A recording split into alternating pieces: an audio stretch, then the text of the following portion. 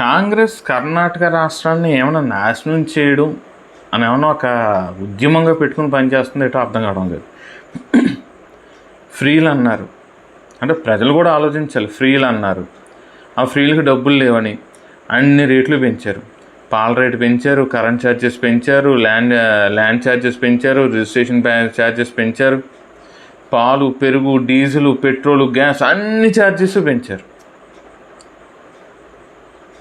Free current అన్నారు, power cuts వచ్చాయి. ఇలాగ అనేక సందర్భాల్లో రాష్ట్రం నాశనం అవుతుంటే ఇది సరిపోదు అన్నట్టుగా అంటే ఆర్టీసీ ఛార్జెస్ పెంచారు. ఎలా పెంచారు?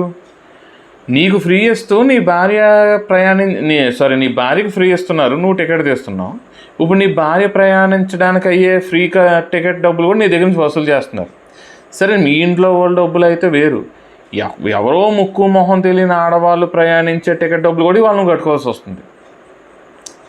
ఇదంతా గొడవ అనుకుంటే, ప్రైవేటు సంస్థల్లో రిజర్వేషన్లు. ఇప్పుడు నా డబ్బులు పెట్టి నేను చేసుకుంటున్నాను, లేకపోతే నీ డబ్బులు పెట్టి నువ్వు వ్యాపారం చేసుకుంటున్నావు. వాడు కులం ఏదైతే మనకెందుకు, వాడు మతం ఏదైతే మనకెందుకు, వాడు ఏ రాష్ట్రం వాడైతే మనకెందుకు, ఏ భాష వాడైతే మనకెందుకు, మనకు కావాల్సింది ఏంటి? టాలెంట్. మనం చేసే పనికి సంబంధించిన టాలెంట్ వీడి దగ్గర ఉందా లేదా అని చూసుకుంటాం, ఉద్యోగంలోకి తీసుకుంటాం. కొన్ని చోట్ల అసలు క్వాలిఫికేషన్ కూడా చూడకుండా టాలెంట్ ఉంటే తీసుకుంటారు. మనం అనేక సందర్భాల్లో చూసాం. గూగుల్లో ఎవడో 10th ఇంటర్ చదివే కుర్రాడు ఏదో ఒక గూగుల్కి సంబంధించి ఏదో ఒక బగ్ కనిపెట్టాడని వాడికి ఉద్యోగం కూడా ఇచ్చిన సందర్భాలు కూడా మనం చూసాం.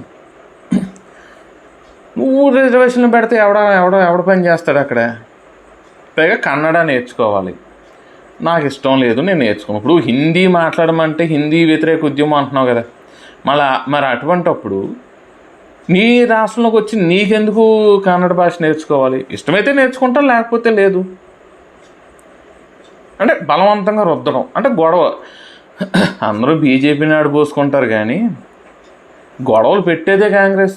హిందూ, ముస్లిం, క్రిస్టియన్, అగ్రవర్ణాలు, దళితులు, బడుగు బలహీన వర్గాలు, ప్రాంతాలు, రాష్ట్రాలు, భాషలు ఇలా విభజించి పాలించే బుద్ధి కాంగ్రెస్కి ఉంటుంది.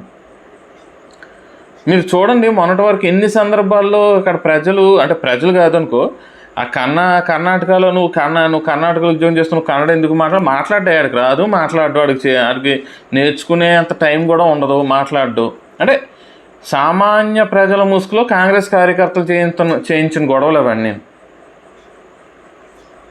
మళ్ళీ ఏంటి, ఐటీ ఉద్యోగులు 14 గంటలు పనిచేయాలంటే, అరే బాబు ఫీజులు కొట్టేస్తే పిచ్చిలు వేసిపోతే చిప్పులు దొబ్బుతాయి. నువ్వు ఇంట్లో కూర్చుంటున్నావు, నీకు తెలియదేమో. ఐటీ జాబులు చేసా మాకు తెలుసు దాని ఇంపాక్ట్ ఎలా ఉంటుందో. మేమేమి రాళ్ళు కొట్టి పని, లేదంటే ఈ పోలీసులాగా ఫిజికల్ పని ఉండదు, మొత్తం బుర్రతోనే పని చేయాలి మేము. ఐటీ ఉద్యోగులు పిచ్చిలు వేసిపోద్ది ఆ మెంటల్ టెన్షన్ తట్టుకోలేక. వీకెండ్ వస్తే పబ్లు బార్లు అని తిరిగి విచ్చలవిడితనానికి ఎందుకు వచ్చిందంటే ఆ మెంటల్ టెన్షన్స్, ఆ ప్రెషర్ తట్టుకోలేక. అనేక సందర్భాల్లో 2-3 రోజులు ఆఫీస్లోనే ఉండిపోయిన ఉద్యోగులు ఉన్నారు. 2 రోజులు 3 రోజులు ఆఫీసులోనే ఉండిపోతారు. ఆ డార్మెటరీస్ ఉంటాయి ఆఫీసుల్లో, అక్కడే స్నానం చేసి, అక్కడే భోజనం చేసి, అక్కడే తినేసి, అక్కడే పడుకుని అన్నీ మొత్తాన్ని అక్కడే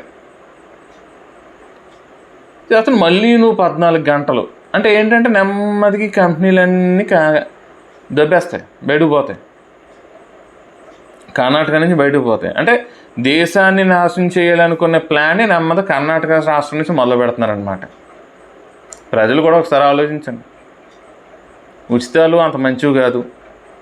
ఇలాంటి వాళ్ళకి ఓటు వేయడం చాలా ప్రమాదకరం. అంటే దేశం ఎట్టిపోతే మనకెందుకు అనుకునే వాళ్ళకి కూడా చెప్తున్నా, దేశం ఎట్టిపోయినా నీకు నష్టం లేదనుకుంటే ఓకే, బట్ నువ్వే పోతావు, నీ కుటుంబమే పోతుంది. ఎందుకంటే ప్రతి రాష్ట్రంలో అలాంటి దిక్కుమల అని రూల్స్ తీసుకొచ్చడానికి వీళ్ళు రాష్ట్రం మన దేశం వదిలి వేరే దేశం పోతారు. ఆవిడ మనం అడుక్కు తినాలి.